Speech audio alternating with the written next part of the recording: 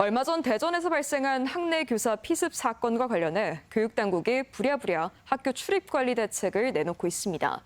하지만 전북교육청은 주민들 요구에 얼마 전 조례까지 바꿔가며 학교 개방을 천명한 상태여서 이러지도 저러지도 못하는 상황이 벌어지고 있습니다.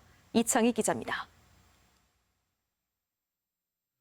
지난 4월 전주 송천동의 한 초등학교 안에서 살인 사건이 발생했습니다.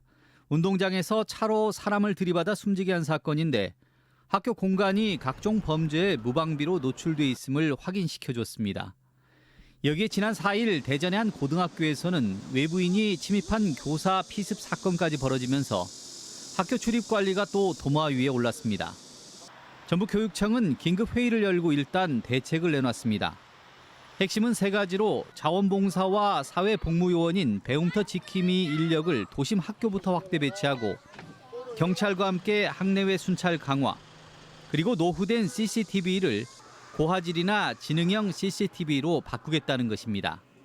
예비비를 활용한다든지 당장은 활용할 수 있는 예산을 활용을 해서 학교 안전을 강화해 갈 것이고요. 내년에는 충분한 예산을 확보해서 하지만 걱정은 학교 출입 관리가 임시 대책만으로는 해결이 쉽지 않다는 점입니다. 지난 2014년 만들어진 학교 출입에 대한 교육부의 가이드라인은 여전히 등하교 시간에 출입문은 전부 폐쇄가 원칙입니다. 게다가 담장이 없는 학교가 상당수이고 시설 개방 요구가 거세지면서 학교 출입 관리는 사실상 손을 놓은 게 현실.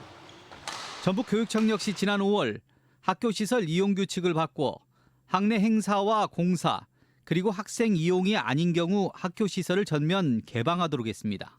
최근에 개정된 조례에 근거하면 학교 일과 중에도 활동 공간만 겹치지 않으면 개방할 수 있다는 조항이 좀 들어 있습니다. 결국 방범과 좀 안전에 취약한 상태입니다. 여기에 출입을 통제할 배움터 지킴이 역시 시간당 10,000원을 받는 자원봉사자로 학교 안전을 책임지기에는 무리가 있습니다. 안전한 학교 출입 관리 시스템 역시 정부 차원의 근본적인 고민이 필요해 보입니다. MBC 뉴스 이창익입니다.